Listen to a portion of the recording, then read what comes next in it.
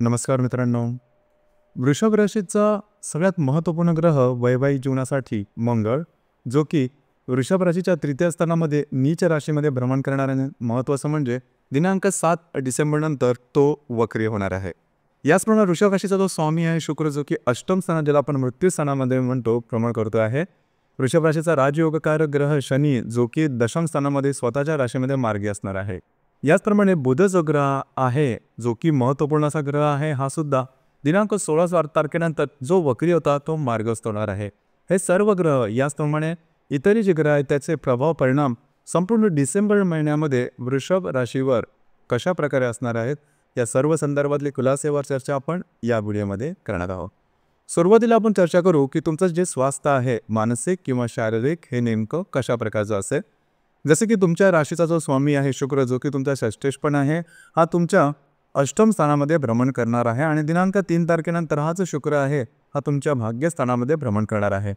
आणि राशीचा जो षष्ठेश आहे गुरु, जो की तुमच्याच राशीमध्ये भ्रमण करतोय, तो वक्री आहे.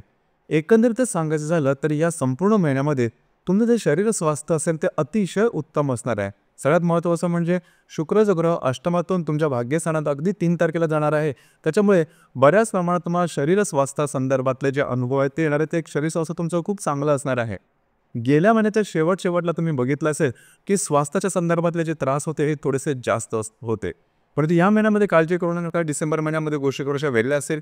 दुसरी महत्त्वाची गोष्ट म्हणजे या संपूर्ण महिन्यामध्ये तुम्ही बऱ्याच प्रमाणात ॲक्टिव्ह असाल. तुमचा जो एकंदरीत जीवनाकडे बघण्याचा दृष्टिकोन आहे तो जबरदस्त असेल, पॉझिटिव्ह असेल. धार्मिक स्थळांना, आध्यात्मिक स्थळांना भेटीगाठी देणं, फिरायला जाणं, पिकनिकसाठी जाणं आणि अशा प्रकारच्या काही चांगल्या गोष्टीसुद्धा तुमच्या आयुष्यात होणार आहेत. त्यामुळे गेल्या साधारण 3 ते 4 महिन्यांमध्ये जी काही निगेटिव्हिटी मनामध्ये साचली होती ती या महिन्यामध्ये संपूर्णपणे निघून जाणार आहे.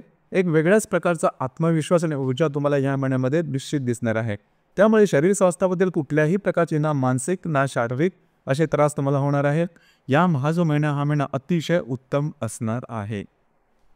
यानंतर आपण चर्चा करू की तुमचं आर्थिक स्थैर्य नेमकं कशा प्रकारचं असेल. आर्थिक स्थैर्याबाबतीत सगळ्यात महत्त्वाचे 3 ग्रह तुमच्या राशीकरता आहे. एक आहे बुध, दुसरा गुरु आणि तिसरा शमी. बुध जो ग्रह आहे हा तुमचा धनेश आहे, पंचमेश आहे, जो की तुमच्या सप्तम स्थानामध्ये भ्रमण करतो आहे आणि दिनांक 16 तारखेनंतर तो मार्गस्थ होणार आहे. गुरु जो ग्रह आहे हा तुमचा अष्टमेश आहे, लाभेश आहे, जो की तुमच्याच राशीमध्ये भ्रमण करतो आहे, वक्री आहे. आणि सगळ्यात महत्त्वाचं म्हणजे शनी जो ग्रह आहे, हा शनी ग्रह तुमच्या राशीचा राजयोगकारक, जो की तुमचा भाग्येश आहे, दशमेश आहे किंवा कर्मेश आहे, जो की तुमच्या दशम स्थानामध्येच भ्रमण करतो आणि तो मार्गस्थ आहे. तर एकंदरीत सांगायचं झालं तर या संपूर्ण महिन्यामध्ये आर्थिक संदर्भात कुठलीही काळजी करू नका. जे तुम्ही आधी मेहनत घेतलेली असेल त्याचे संपूर्ण तुम्हाला जे रिटर्न्स आहेत ते तुम्हाला या महिन्यामध्ये अतिशय उत्तम प्रकारे मिळणार आहेत. गेल्या साधारण 3-4 महिन्यामध्ये थोडं फायनान्शियल क्रंचेस आलेले होते. म्हणजे मेहनत तर तुम्ही करत होता पण तो त्याचे रिटर्न्स वगैरे मिळत नव्हते. या महिन्यामध्ये गोष्टी पूर्णपणे बदलणार आहेत, तुमच्या फेवरमध्ये असणार आहे. तुम्हाला जशी अपेक्षा आहे त्याप्रमाणे गोष्टींना तुम्ही जास्त प्रमाणात ॲक्टिव्ह असणार आणि तुम्हाला त्याचे रिटर्न्ससुद्धा खूप चांगल्या प्रकारे मिळणार आहेत. म्हणजे तुमची सेव्हिंग करणं किंवा डेली रुटीनमध्ये जे तुम्ही कामं करता आर्थिक संदर्भात ती अगदी सहजपणे होतील. चांगल्या इन्व्हेस्टमेंटसुद्धा होतील आणि त्याचे रिटर्न्स मिळते. खास करून जर तुम्ही शेअर मार्केटमध्ये ट्रेड करत असाल, शॉर्ट टर्ममध्ये जर काही ट्रेड केलेले असेल त्याचेसुद्धा तुम्हाला रिटर्न्स या संपूर्ण महिन्यामध्ये अतिशय उत्तम प्रकारे मिळणार. खास करून 18-19 तारखेनंतरच्या कालावधीमध्ये आर्थिक संदर्भात काही चांगले लाभ तुम्हाला मिळू शकतील. तर एकंदरीत सांगायचं झालं तर या संपूर्ण महिन्यामध्ये तुम्हाला आर्थिक संदर्भात खूपच चांगले अनुभव येते. यानंतर आपण चर्चा करू गृहस्वास्थ्याबद्दल. म्हणजे तुमचं गृहसौख्य नेमकं कशा प्रकारचं असेल. जसं की तुमच्या राशीचा जो चतुर्थेश आहे रवी, जो की तुमच्या सप्तमात भ्रमण करतोय, दिनांक 16 तारखेनंतर हा तुमच्या अष्टमात भ्रमण करणार आहे. तर साधारणतः घरातल्या ज्या व्यक्ती आहेत त्यांच्या आरोग्याकडे थोडंसं लक्ष द्या. काही आरोग्याचे त्रास समजा त्यांना होत असतील तर त्याकडे थोडंसं चिकित्सक किंवा बारीकपणे लक्ष देणं गरजेचं राहील. थोड्याफार प्रमाणात आरोग्याच्या संदर्भातले त्रास वगैरे जाणवतील. वास्तूच्या संदर्भातले काही महत्त्वपूर्ण उपाय जर का तुम्हाला करायचे असतील तर साधारणतः या महिन्याच्या 14-15 तारखेच्या आधी करून घ्या. ते तुमच्यासाठी उपयोगी असे असणार आहे. लव्ह लाईफबद्दल सांगायचं झालं तर तुमच्या राशीचा जो पंचमेश आहे बुध, जो की तुमच्या सप्तम स्थानामध्ये भ्रमण करतोय, 16 तारखेनंतर हा मार्गस्थ होणार आहे. तर एकंदरीत जर का तुम्ही रिलेशनशिपमध्ये असाल तिथे सुद्धा बघितलं असेल की थोड्याफार प्रमाणात तू महिने चालली होती, गोष्टी बरोबर होत नव्हत्या. तर या महिन्याच्या साधारण 17-18 तारखेनंतर त्याच्यामध्ये सुद्धा सुधार दिसून येईल. तुमच्या दोघांमधले जे नाती आहेत ती अधिक हार्मोनियस होतील.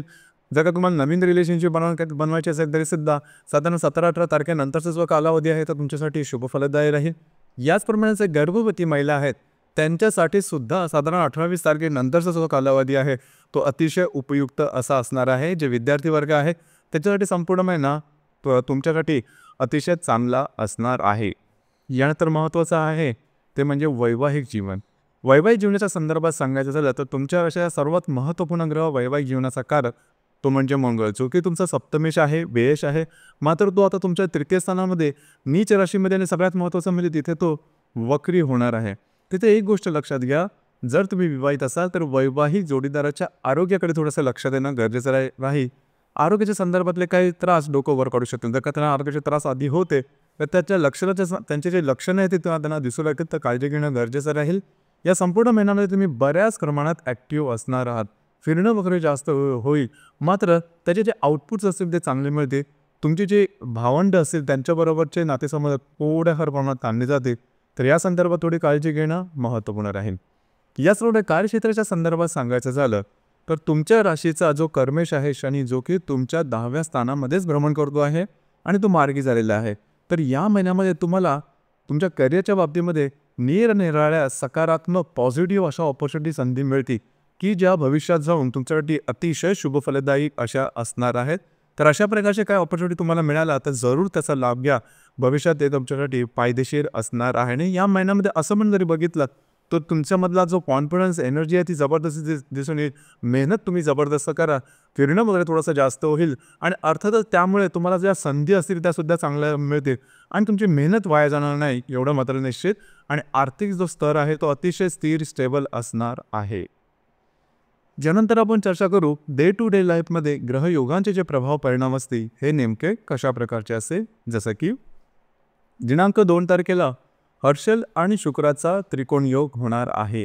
हर्षल जो की तुमच्याच राशीमध्ये भ्रमण करतोय आणि जो शुक्र तुमच्या तृतीय भाग्यात भ्रमण करेल, या दोघांचा त्रिकोण योग अतिशय उत्तम अशा प्रकारचा असणार आहे. काही चांगल्या चमकदार कल्पना तुम्हाला सुचू शकते.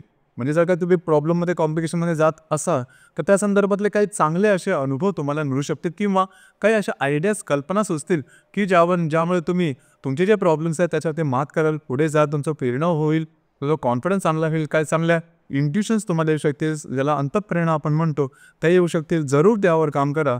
भविष्यात त्या तुमच्यासाठी शुभफलदायी अशाच असणार आहे. याचप्रमाणे दिनांक 4 तारखेला रवी आणि शनीचा केंद्र होणार आहे. शनी जो की तुमच्या दशमात भ्रमण करतोय आणि जो रवी तुमच्या सप्तमात भ्रमण करेल, दोघांचा केंद्रयोग जे वैवाहिक जोडीदार आहेत त्यांना ऑर्थोपेडिक त्रास किंवा आरोग्याच्या संदर्भातले काय त्रास थोडेफार दिसून येऊ शकते.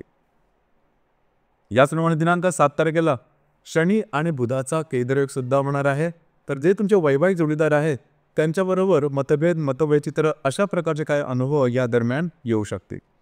याचप्रमाणे दिनांक 12 तारखेला मंगळ आणि शुक्राचा प्रतियोग होणार आहे. मंगळ जो की तुमच्या तृतीयात भ्रमण करतोय, जो शुक्र तुमच्या भाग्यस्थानामध्ये भ्रमण करणार आहे, दोघांचा प्रतियोग होणार आहे.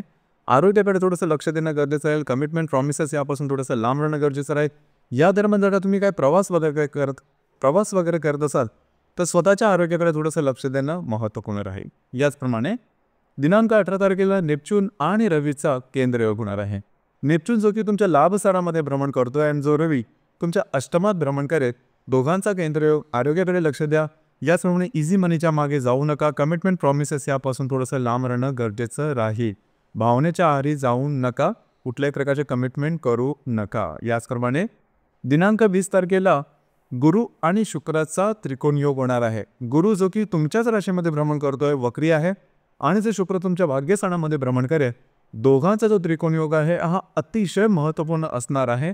खास करून तुमची जी अडकलेली कामं आहेत ते पूर्ण होतील.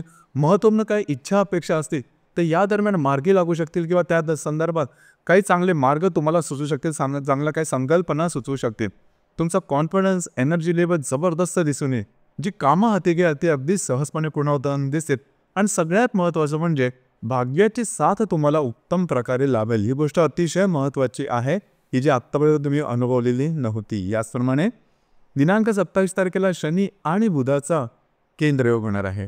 शनी जो की तुमच्या दशमात भ्रमण करतोय आणि जो बुध तुमच्या सप्तमात भ्रमण करतोय, दोघांचा केंद्रयोग. मतभेद, वैचित्र वैवाहिक जोडीदाराबरोबर थोडेफार होऊ शकतील, काळजी घ्या.